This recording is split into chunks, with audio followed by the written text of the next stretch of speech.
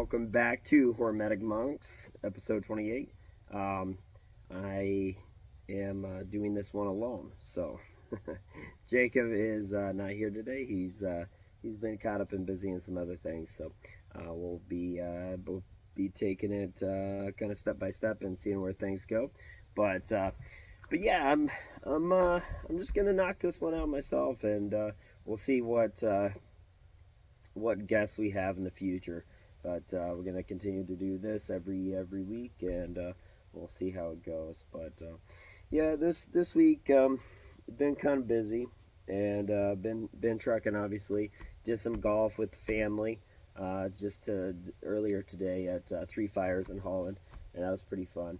And yeah, I think you know I wanted to get into some concepts and ideas that I've been listening to, and that have been just kind of rolling around in my brain.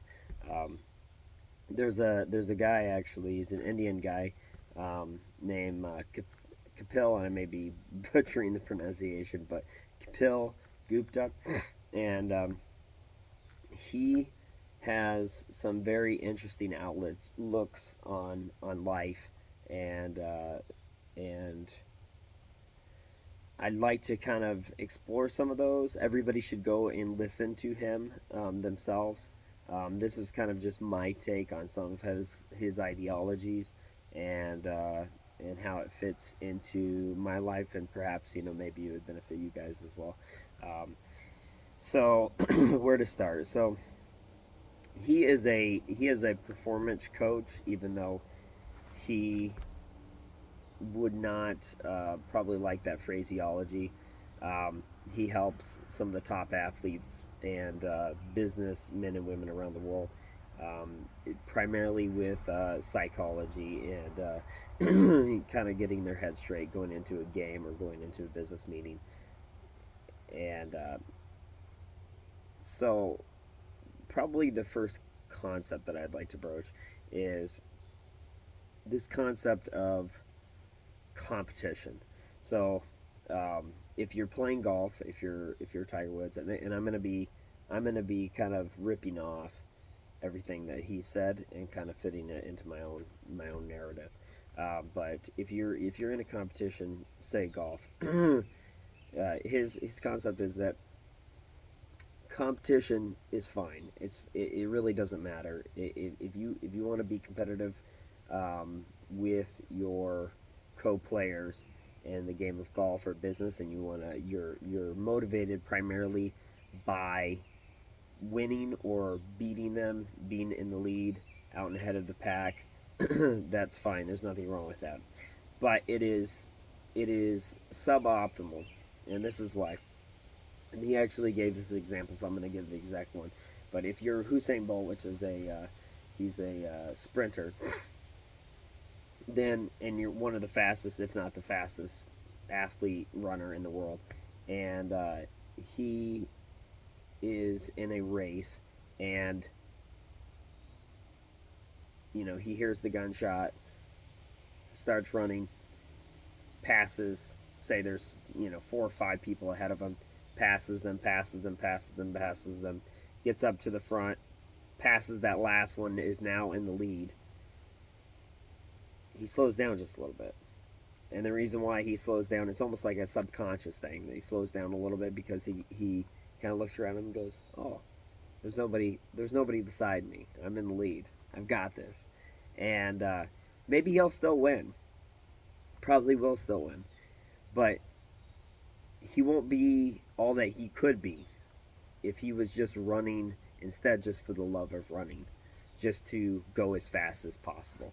And it's this guy Kapil. He is saying that in business it is the same way. So there is a difference between someone that loves business and someone that is just trying to make money and beat out the competition. There's a difference between someone that has laundromats, or someone that has a farm, or whatever, and whatever business industry you're in, and once they get out and ahead of the competition, they slow down, and they're concerned with the competition, and they're not really paying attention to their customer. It's a craft that they're beating on, they're getting better at, but as long as they're making good money, and as long as they're better than most people or most other businesses in that industry, they're happy.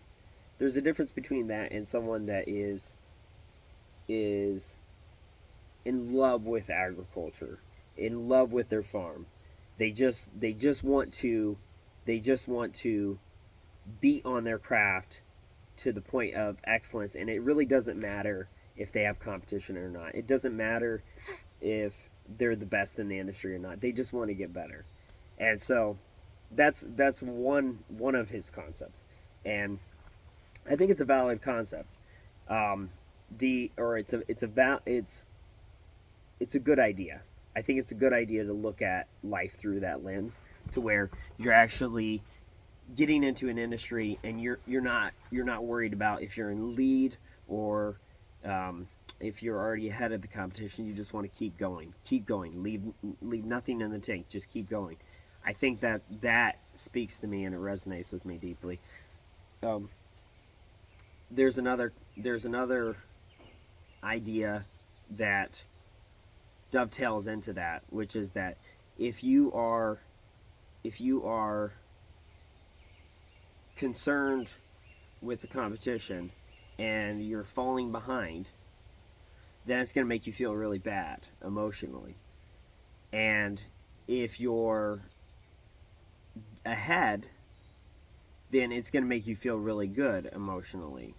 And maybe you make more mistakes because you're not as focused on your business, because you're so elated and happy that you're uh, taking your eye off the ball. And so those two emotional problems stem from being primarily concerned with competition. The other problem, and this is not something that Kapil mentioned, but the other problem is, this concept between competition and cooperation. It's like, if you're in competition with somebody, you're actually, I'm going to borrow something from Gary Vaynerchuk, which he says, there's two ways to build the biggest skyscraper in town, or the biggest building in town.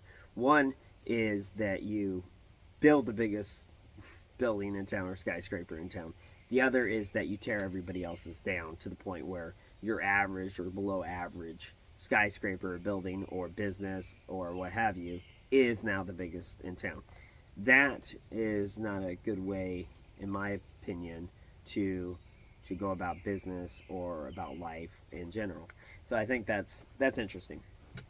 Um, so we'll kind of leave those two concepts. That's kind of two full concepts intact over here, and I think, I agree with both those concepts. So moving on to some of, I guess, Kapil's more esoteric ideas. So, and he used the example for this other ideology of, you have Warren Buffett and Tiger Woods. They're both top of their industry or field, and and so if you're going into golf, or you're going into start investing, then then it would not be a bad thing to, and this is from Capel, it would not be a bad thing to read, some books surrounding that topic. It would not be bad to familiarize yourself with the industry, with investing, etc. But when you've gained a certain level of proficiency surrounding that industry,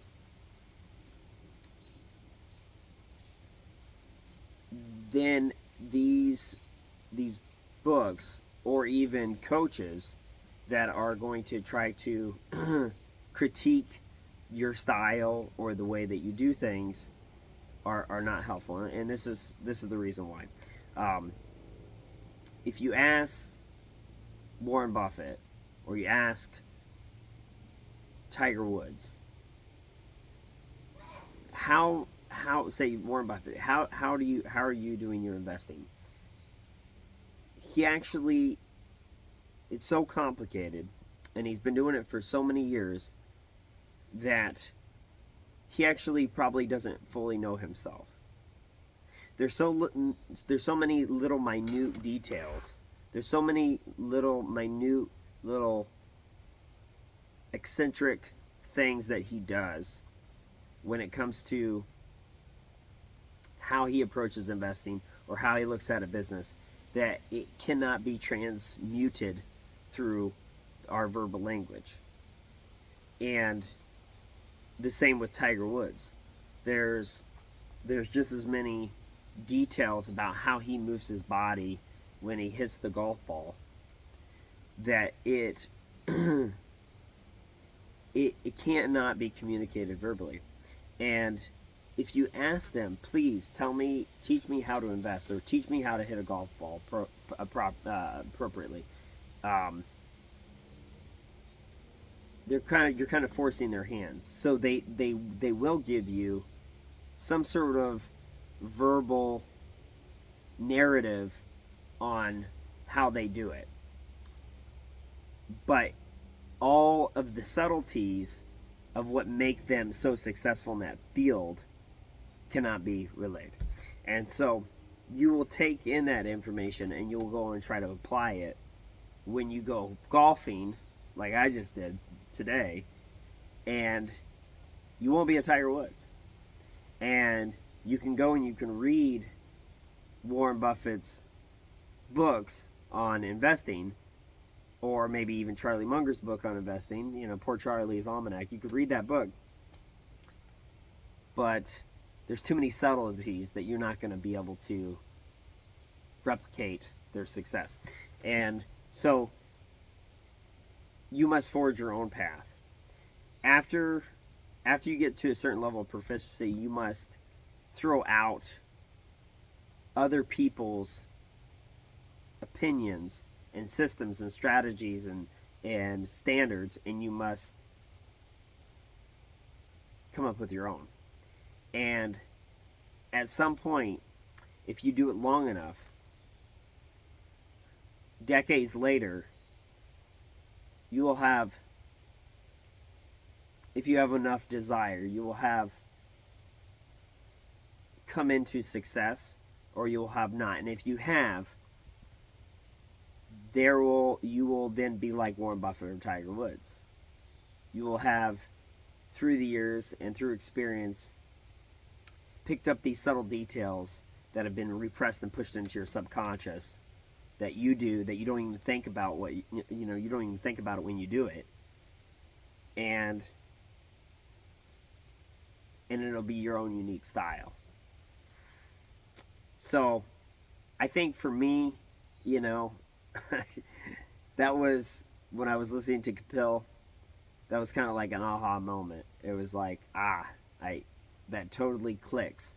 It's something to where I feel like when you hear the truth, it has a certain ring to it, and to me that had a clear ring to it. And that kind of goes hand in hand with Kapil's other writings or works or podcasts that he's done, and everybody should look him up, listen to him. It's worth it. But he does not like prescriptions. He uses the word prescription a lot, and he uses it in the context of just an instruction or command or a way of doing things, a prescription. And he does not like those. And he says, and it all goes back to basically the Warren Buffett Tiger Woods analogy, which is that he thinks that after you get a basic knowledge of a field, basic proficiency, you should throw out all the self-help. You should throw out all the prescriptions. You should throw out all the do this, that, and the other to be successful. And another reason why he says we should throw this out is because what happens is, let's say you want to be a world-renowned investor. You have this desire to be a world-renowned investor, and you start reading all these other people's prescriptions or how-tos on how to be a world-renowned investor, or even just a good investor.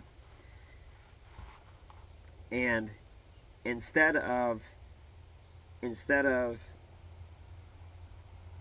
that leading to success, you actually start substituting and focusing on the work.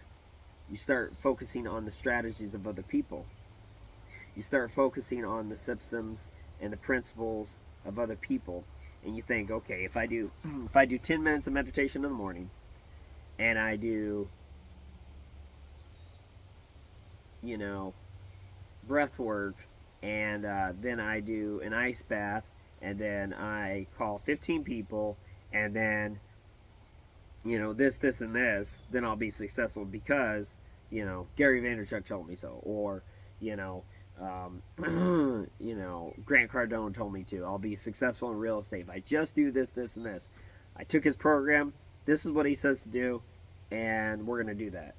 And on some level, I think that you know you'll get some level of success, but you're not going to be a Grant Cardone. You're not going to be a Warren Buffett. You're not going to be a Tiger Woods, because their system and strategy and how they do things is uniquely their own. It works for them. And so you must leave all that behind. It's almost in the realm of, and the way I think about it is almost in the realm of being contrarian. So like in the investing world, you actually get paid to be contrarian. If you look at a business, the stock is low, they're saying the company is flailing, it's going to go bankrupt, don't invest. That's what the consensus is saying in the market. And so if you look at it and you go, no, this stock is actually going to go up. It's going to actually, I'm going to be able to, it's going to go from $50 to $100. Then you get paid for that if you're right. If you're right. But the thing is you might not be right, you might be wrong, but you'll never get paid unless you're going against the stream, against the crowd. You're being contrarian. You're not doing what everybody else is doing. You're being uniquely yourself, your authentic self. And so these principles and prescriptions from other people, and you could even apply this in your own life, is these prescriptions and these things that your friend says that you need to do this to be successful, or your parents say you got to do this in order to be successful, or your girlfriend or boyfriend says you got to do things this way, and they're just trying to help. But the thing is you have to be authentically you, and you have to live by the principles that you've came up with on your own for the most part. When we're moving beyond the normalcy of life, when we're moving beyond just being okay or good at things, when we're trying to go into the stratosphere and be ultra successful, we have to leave all those prescriptions behind. And so I like that. I find that to ring true as well. Some of Kapil's other kind of, I guess, wisdom, if you want to call it that, is, and I would call it that because I think he does have a measure of the truth, is that we're born into this world, and we're always chasing. We're chasing love. Love of the people around us, love of our friends, love of our family, love of, or admiration, maybe, of our boss, or this, that, and the other. Validation of people, validation from people. money, status. We're chasing. We want that new Porsche, or we want that new Toyota Camry, or we want that new house, or we want that new TV, or and on and on and on. We want that six pack. We want that you know we want that new girl or new guy in our lives. We want that new friend. All these things we're constantly chasing, and we get them or we don't, but oftentimes we do get a lot of what we want. And once we got what we want, we say, well, that was nice. I'm glad I got what I want. Let me go and find something else I want. And so now we substitute something else in. And this is neither good nor bad, but I think it leads to, it can lead, if done in the hopes of obtaining something permanent, it can lead to anxiety and depression. And I think it's important to take a step back and realize that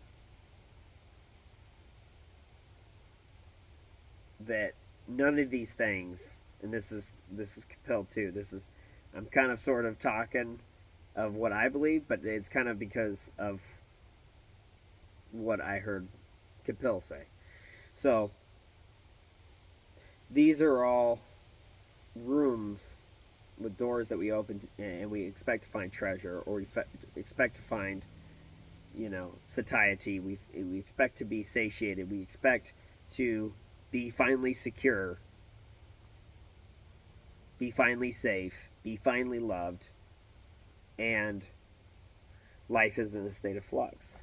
It's dynamic. It's ever changing, and that's fun. That's fun because it gives us variety.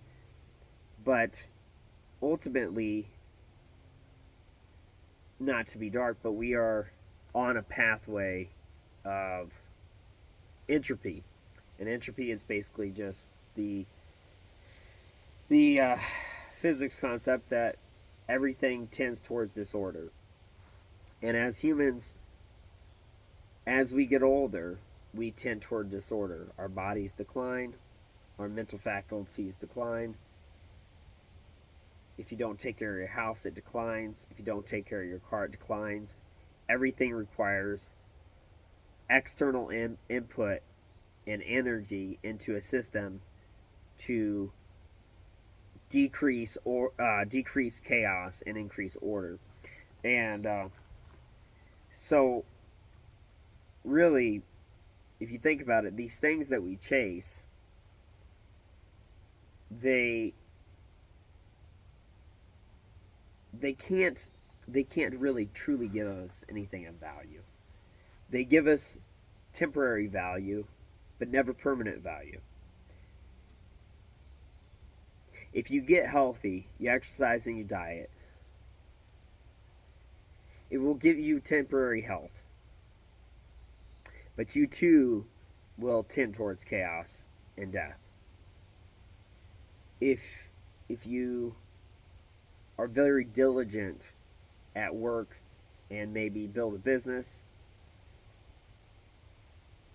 you can increase money in your bank account, increase stored energy, but eventually it's going to be used. And so nothing is permanent. And it reminds me, even though this guy Kapil Gupta is, I believe he's an atheist, somewhat of I think a nihilist. I think that his words are echoed in the Bible, in King Solomon's words, who was, through a religious context, the wisest man that ever lived. And so, I think in his words, he says basically, you know, I'm gonna butcher this, but I built gardens, I built palaces. I think he mentions like, whatever. I think he had 700 wives and 300 concubines, or maybe it was 300 wives and 700 concubines. I don't know, but he had all these women. He had all this wealth. He had all this power. One of the most powerful kingdoms back in the day, and he said basically everything was basically dust in his mouth. It was ashes, and everything is futile, and that there's nothing good that a man there's nothing better for a man to do than to enjoy his family, enjoy his friends, and enjoy his work and his food. And because everything is temporary and everything goes by, and time grinds us all down. And so, you know, and this is actually similar to, I think, and this is why I think this is truth. It's similar to the Buddhist religion. My girlfriend actually was raised in a Buddhist believing household, and I may not be 100% correct with this, but I believe their teachings are to avoid attachment. And I think that's partially correct. I don't think that you need to not be attached to people or things, or not love or care about people, or not be protective of your property or anything like that. But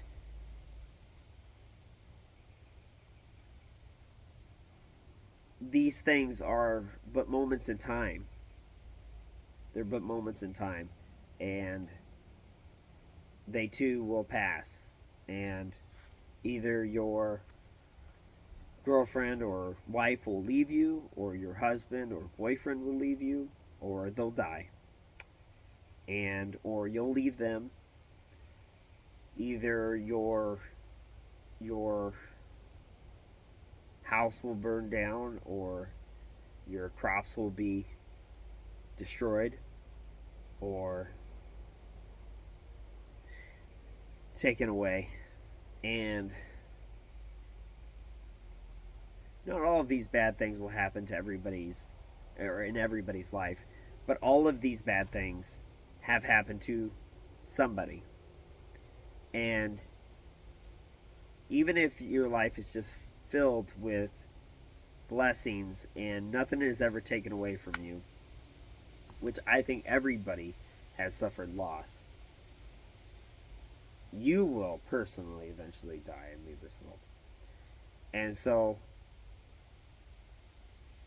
holding on to life loosely, holding on to possessions and the people you love loosely, knowing that they may be taken away or leave at any time, and most importantly, I think being grateful and thankful for the time that you did have and the blessings that you did have and the good times with friends and family that you did have while you're still alive, and saying, you know what, every day that I'm awake, every new day, look out of the world and say,